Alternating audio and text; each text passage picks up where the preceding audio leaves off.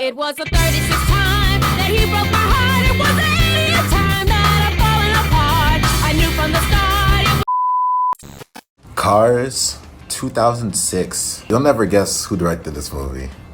John Legend. I think Cars was one of those franchises growing up that I knew about, but I never really got into. Out of all of like the classic Pixar ones, I think I was least familiar with this movie. And I won't lie to you, I went in there with some tempered expectations. The use of the score, the kind of putting in much more like pop music for this teen transitions, pop culture references, very much this film feels a little bit dated with the way that they reference celebrities. But I think I was pleasantly surprised. As I get older, I appreciate that theme of not letting life go by too fast, right? It's a story about Lightning McQueen who thinks like he's at the top of his game that gets brought back down to reality and learns to appreciate the world and the people around him in a way that I feel is really fleshed out and actually pretty well done. It's a pretty potent message. I was surprised. I feel like we have opposite perspectives. When I was a kid, Cars was just that movie. Like, I don't know, Cars is just like had a special place for me. I'm glad that I was able to rewatch this movie because it does a lot of things well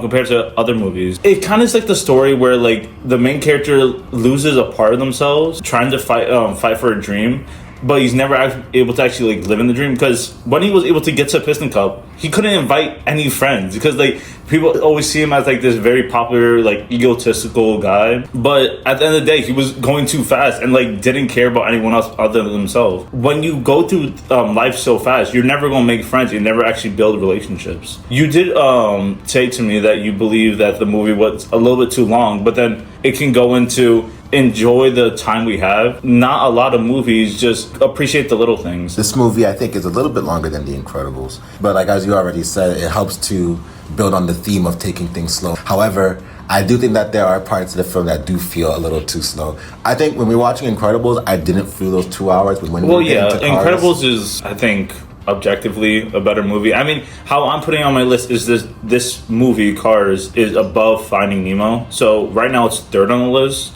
which Incredibles and Toy Story 2 are still going to be higher than it. Finding Nemo had a message that was a little bit more deep, but I feel like this is more easily digestible. Yeah, I think that's one of the biggest strengths of Cars. I think it's arguably Pixar's most approachable film in the sense of like it's a feel-good movie. You watch it and then by the end of it you're smiling, you're happy.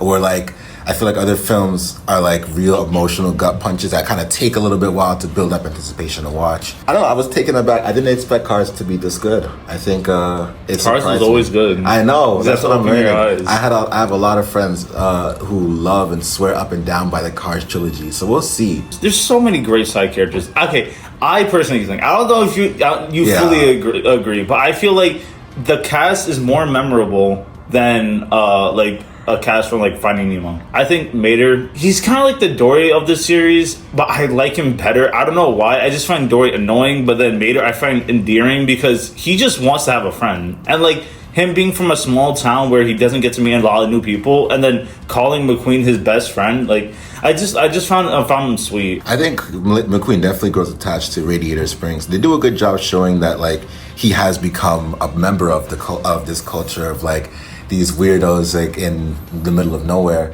However, I think the only two characters I really liked was Sally and Doc, only because I feel like the rest of the characters in Radiator Springs are just kind of one-off stereotypes of either different racial ethnicities or like different types, like the hippie or the hillbilly. I just love the theme of that found family thing. I think a lot of my favorite media goes into that topic. Yeah, I mean, everyone can relate with that, where they want to find a place where they can belong. And you can go into Cars and, like, still feel the stakes. I mean, there's no death in this movie because there's not, like, stakes like that. But, like, winning, the race, which is also like super well choreographed, like that at the beginning, like, and also like the final scene where Lightning McQueen literally pushes the king to second place. Super sweet. It's super sweet, and then like Chick. Like he's low key like a super deep character. He's the only race car that's bumping into other race cars. Yeah, to get ahead. like it shows his arrogance, where like he doesn't care what happens to other people as long as he gets ahead. Right. And then like we saw that McQueen could have won the race. Right. But then it shows that he grew as a character, that he wants to care for others. He doesn't want to just do everything by himself. Right. It's a beautiful found family story. I was genuinely surprised. My respect goes to Cars, 1000%. Yeah, and it even gets better in the second one. Right. Ratatouille, 2007. We get the return of the legendary Brad Bird. 2 for 2. 2 bangers off the bat. For me, when growing up, Ratatouille just held a special place in my heart. I mean, it still does. I feel like it instills a good message, and like, you know, anyone that's watching the movie, that they're able just to do whatever they want, no matter where they come from, whatever their upbringing is. Even if you're not like a human, you can still cook. For my list, I think it's gonna be number 1. I love all the characters. I don't know why, but I feel like everyone has like their own personalities. Everything's like they move fluidly. I mean, especially Remy. From Remy's point of view, like he grew up with nothing. He had to like eat through trash and like, you know, the life as a rat. He always dreamed of more. And at the end of the movie, he's able to achieve that dream after all the hardships he had. Reconciling with his dad, and also just helping Linguini like get the restaurant. And also Linguini, like he definitely is carefree and doesn't really can't really take a lot of responsibility or like leadership as like, you know, the head chef when he gets put in that role later in the movie. But I still think him being able to trust Remy, just a random rat he found, was able to give Remy the life he actually always dreamed of. One of my favorite things about the film, I feel like this is the most immersive Pixar film we've had so far. They put a lot of detail and attention in making Paris feel alive and feel like this dream. Obviously, it's a big part of Remy's motivation, and you really get to feel like between the soundtrack, the score, and the setting, the way that they paint the sky, the trees, like this film looks beautiful. The setting in here, I thought I was actually in Paris for a little. I was looking at Michael, I was like, okay, never mind, I'm back here. They made cooking so interesting and fascinating. I feel like if you were like an actual hardcore chef, there's gonna be so much in this film that you're gonna be pointing out and looking into detail. Like they've worked really hard to make, even though there's no action in this movie, there is no like big final fight scene. The cooking scenes are so engaging because of just how much care they put into animating and like that feeling of trying a new dish. The film does an amazing job visualizing like taste. Like even though you're not tasting exactly what they're eating, you get that same sensation of trying it yourself. The memories to your childhood, there's different colors you're seeing maybe when you're closing your eyes with every bite. It's an incredible directorial feat. It might sound a little corny, but like, you know, my favorite scenes in the movie are the ones with food in it, which, you know, that's like the whole movie. So like, I don't know, I feel like that's like, you know, just the scenes of like just Remy just cooking by himself. Look at the first scene when he's fixing the soup. He's like jumping up in the air, chopping things. Like it's so ridiculous, but then he does it with such elegance that I just appreciate it kind of like for an art form. I mean, at least with other Pixar movies in the past, they had like their own different lighting, but I felt like it was just like a warm lighting throughout this whole movie, just trying to like ground it. The meaning of this film of like going beyond what people perceive you to be capable of and knowing that you're able to produce amazing works of art, that anyone can produce amazing works of art, I think is a super encouraging, motivational story. I think, you know, one thing I'm learning a lot about these Pixar movies, at least watch them in this order, each one of them got something unique and different to say and offer. If you ever have a dream, this film is like a constant reminder that it's possible. You are able to achieve it no matter what obstacles in your way. Just instilling in you that you're able to achieve your dreams no matter where you are. I mean, I think that's a message that everyone can get behind. I think for me, this is my second spot so far. Boo. I know. It's just for me, I think I just really enjoyed some of the themes and characters in Incredibles just a little bit more. I had more time to kind of sit with that movie and over time go back to that and gain like a different perspective. But that's by no means a slight on Ratatouille as a whole. Cooking looks so good in the movie. I mean, that's like the point of the movie, just to show like how good like your own creations can make you feel. And also, Incredibles is a great movie. Like for me, they're both at the same level, but I feel like I have a little bias because I love Ratatouille so much that like I put it ahead, 0.1 like score away from each other. Like my list is not going to change that much, at least for me. I mean, maybe the other movies surprise me in the future, but I feel like Ratatouille is going to stay at the number 1 spot. WALL-E, 2008, directed by Andrew Stanton again. off of Finding Nemo fame. I know you had a great time watching this. I saw you. You were just smiling the entire time you went into this. Wally's funny. I actually like Wally. I don't think it's up there, at least on the list. But I think it's just a good time. It's just like, I think I love Wally as a character because he's just innocent. He's always just exploring, and then like he literally stayed on Earth by himself for 700 years. And then when he sees Eve, he like just wanted to show all his like collections and stuff. Like he was just interested to show people stuff. I mean, even like a cockroach that he just found randomly, like he was excited to show. And also, he's kind of the goal of the movie. He literally saves the ship. I mean, he was able to stop everything from happening too. It's so cool, and this is the biggest thing I love about the movie is how they're able to characterize these robots that don't even have that much dialogue. This is really not a dialogue heavy movie. If you had to write all the spoken lines, you might have only like 3 pages front to back, but you still are perfectly able to describe who Wally is, who Eve is, and who all these other like side robots are, because the visual expression, their facial expressions, their body movements, it characterizes them so well. Especially with their expression. For robots, they literally have the most human expressions throughout the whole film. Obviously, we can't talk about Wall-E without talking about how this movie is unfortunately looking like a accurate prophecy of where humanity is headed. It takes place a long time in the future where humans are so blinded by technology they can barely walk or have any independence on their own. They're lazy. They're not able to get up and do simple tasks. They can't even see their surroundings. They're so distracted by a screen. It's a dark mirror into like how far technology addiction can go. They were ahead of their time. I mean, it's been what, 16 years? 17? 6, 7, 6, 7.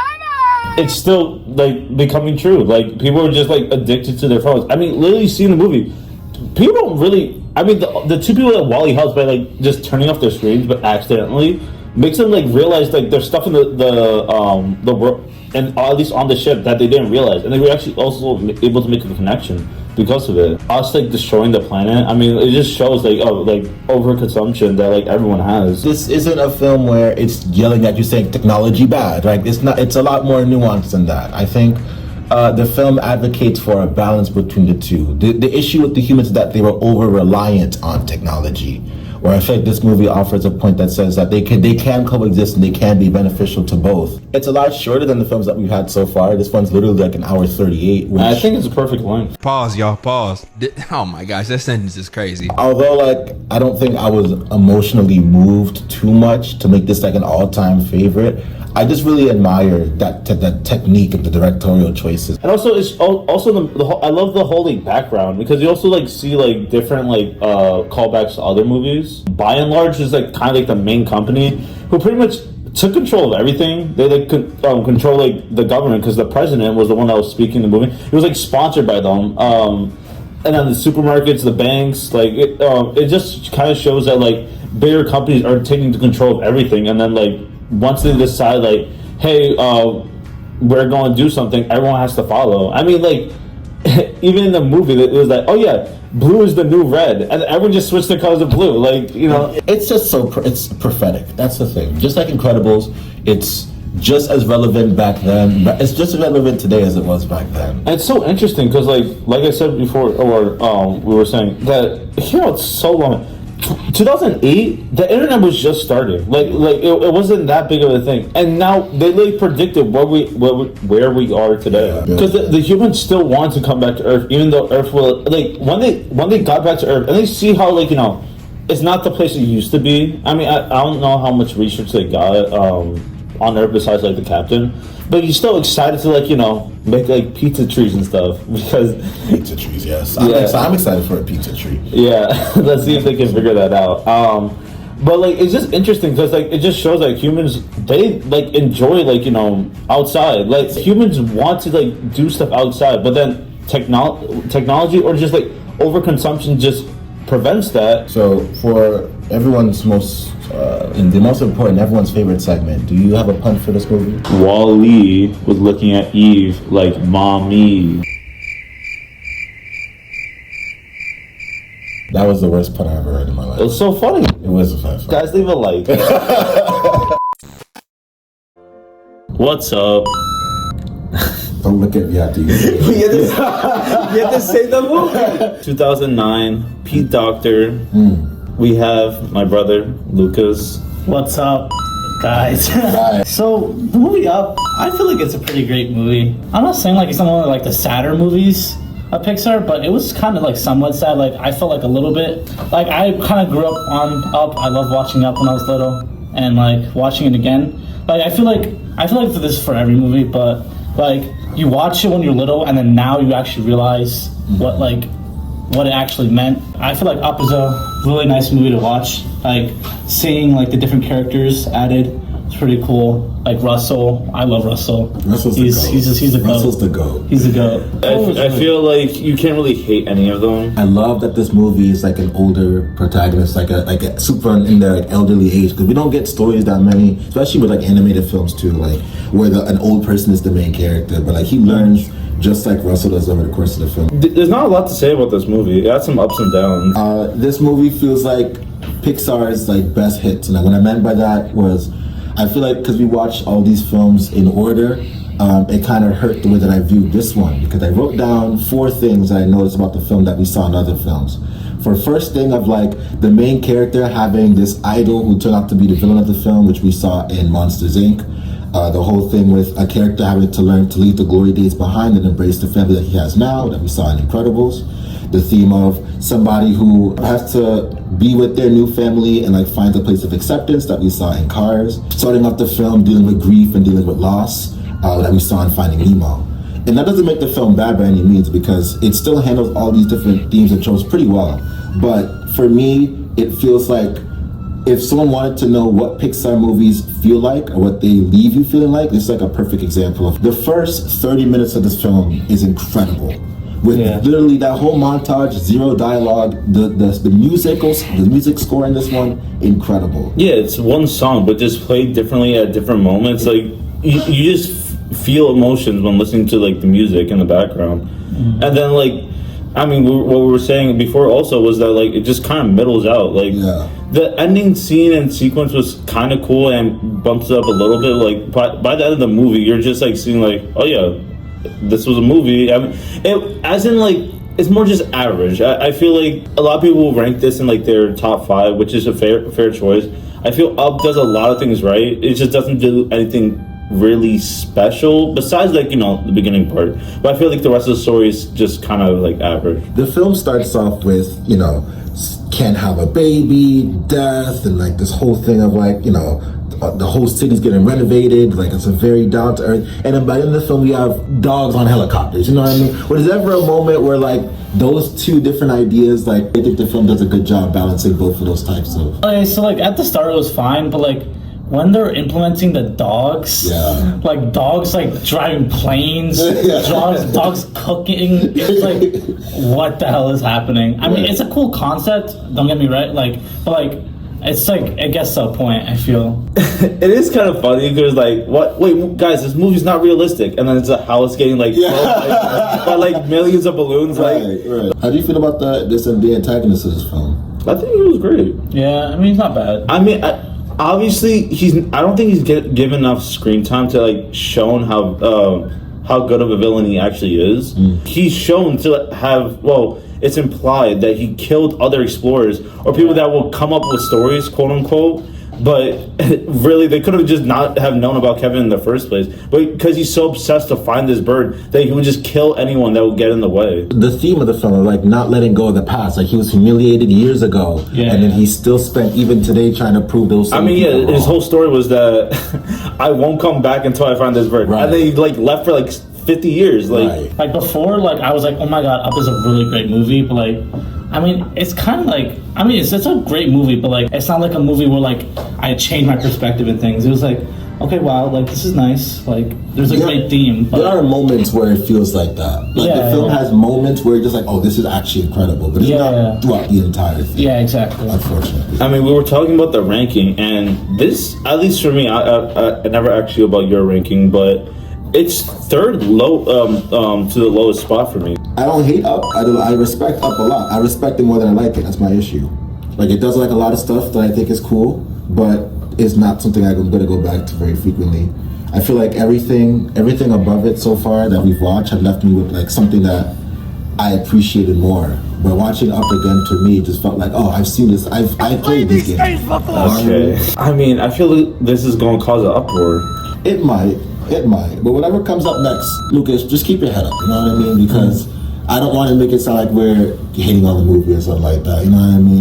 We just have a lot of things upcoming that we could probably look forward to. And I feel like you're really digging up like certain parts of this movie that, like, you know. For sure. In my mind, when I was coming up with my thoughts, it was just, I had to list it in that way because that's just the way it came up to me. Like you can't hate Russell for being the way he is. He just wants to explore and just. It's shown that like he just doesn't have a family. Also, like he's probably in foster care. And in that way, he becomes the kid that Carl always wanted. Yeah, because like Carl like gets energy. Like you saw how he was like fitted up with like the badge and puts the cane in the back, and also his grip strength. Like, Oh my god, it's like Saitama level, bro. he was holding at literally the final fight. He literally held everyone up, Doug, Kevin, and Russell, by one arm, holding onto a rope. Like, and it was cool seeing those two old guys fight on that blimp. oh yeah, That was pretty cool. The main character was looking up to that guy, and he was in his like 20s. I don't know, like I haven't like fully did my ranking yet, but like yeah. well, we should give it some credit. It's never gonna be worse than Bug's Life. Well, yeah, I look don't remember his Bug Life. This is a Bug's Life hating. wow, no, wait, no. Anyone that that's Bug's just Life, you. get out of here. Give me something to the fans. Everyone, leave a thumbs up on this video. Oh, I see what you did there. That was pretty good. That's what's up. Toy Story 3, 2010, directed by Lee Unkrich. The best movie of the franchise. I mean, at least how I see it, I feel it finishes off Andy's story perfectly. I feel like him going off to college, saying goodbye to his toys by passing it on to someone new is like passing of the torch somewhat. I think it's just a perfect example of how like the toy's life should have been in the first place, and we see like the different paths like a toy can be on. Lotso, I think, is just overall just great villain. I feel like out of all the movies we watched, obviously the other two movies were based on human villains, but I feel like seeing another toy being the villain kind of shows how different a toy's life could be, making Lotso in control of the whole daycare and like determining if a toy is able to just have a good life or a bad life in the palm of his hand is kind of interesting. We talked about the first movie being an experimentation in this new animation style. All these years later, this film looks so cool. I also just love how this movie takes the things that 2 set up and found ways to not only just build on it, but also challenge those ideas. Because we saw in 2, the struggle was, all right, Andy is clearly growing up. Do we leave while we're ahead, or do we just stay for the long haul?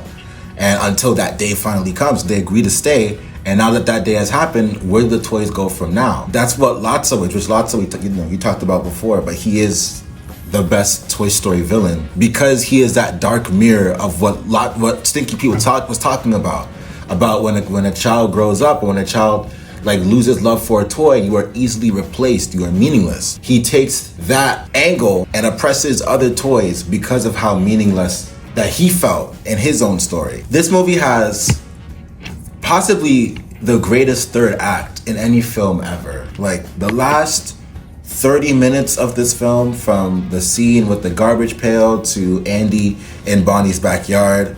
If you've watched all 3 of these movies, there is no way you can watch those 2 scenes and not feel a single thing. The build up, the fact that these toys were a family since the beginning and now are accepting death at the end together, and the fact that we're now seeing a new generation of kids appreciate and play with the toys that Andy spent so long cherishing and keeping. It's a beautiful, beautiful thing that only a trilogy gets to do. You're right. You can't just go through all these movies and see everything that these toys have been through just to like see them finally get appreciated once again. And also Andy just saying bye to them one last time. Yeah. I feel like just such a sweet scene. Obviously, I have my gripes with because I love this ending, and if the franchise ended after this movie, I think it would have been great. Obviously, we're having Toy Story 4 being another movie I should watch, and also Toy Story 5 that's coming out in the future. that the story with the toys aren't over. I just enjoyed how all the characters just got their moment to shine. Even like the characters you wouldn't think would be that important in the first place, like, you know, the aliens. They literally saved all the toys at the end of the day, and everyone was such an integral part because we see that these are the main cast of the toys. Woody as a character dealt with more stuff than what Lotso did, because Lotso got abandoned once and got replaced, and then that just made him a whole villain. Well, Woody, I felt, has went through more endeavors, especially like trying to keep everyone together. Also, like the whole idea of being replaced, that's like his big arc in the first movie too. So even like Lotso and Woody even share that feeling. The difference between Lotso and Woody in that regard is that like Lotso made an assumption and immediately cast a judgment off just seeing that alone, while Woody actively engaged with Buzz and was able to like actually form a relationship. As much as I really appreciate and I truly love Toy Story 3, I think that there are spots in this film where it does falter, for me at least. While I love the ending of this film to death, it has arguably my favorite third act in Pixar history. A lot of the middle stuff here and a lot of some of the choices that they're making, I wasn't 1000% behind. I think some of the jailbreak stuff goes on for a little bit too long. I felt like the whole stick of, you know, we gotta do the jailbreak. Obviously, it's a tribute to like those heist films of the past, which like it's cool, but you know, those I think are the most forgettable parts of the film.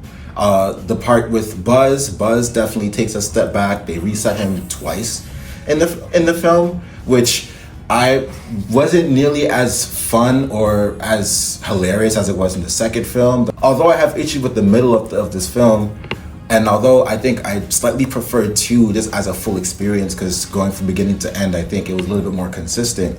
The fact that this film was able to end Andy's saga with these toys in a way that was both satisfying. Yeah, I mean, I feel like you give this movie lots of hate. Aww. I think Lotso carries a lot of this movie, and that's what, for me, Lotso's character and like the whole area of just like a Sunshine daycare just seems like a way more interesting like location compared to at least the previous movies. Obviously, like they're all trying to face different things, and I feel like it being like totally like toy centered, I feel is more interesting for me than it being humans, because the issue is that like the humans in toy world aren't really supposed to interact in the way that they can like conversate with each other. There can be more fighting, or at least like more like action in between the toys, because they are supposed to show how they actually are, or at least what they're meant to show, instead of just like hiding when like humans get around. So I really appreciate those parts. That's why also I just watched this movie a lot when I was younger. It just seems like I did too. I just feel like this was like one of the main movies that we were watching, and then like the next movie we watched, Cars 2, I grew up watching a lot also. So I feel like it kind of just holds a special place in my heart. Ladies and gentlemen at home, today we are about to watch 2 grown-ass men convince me that Cars 2 is a good movie. We have Michael and Lucas is back with us again. Hello, guys. Please, take it away. I would love to hear these points. Cars 2 is such a good movie because it talks about different cultures. So...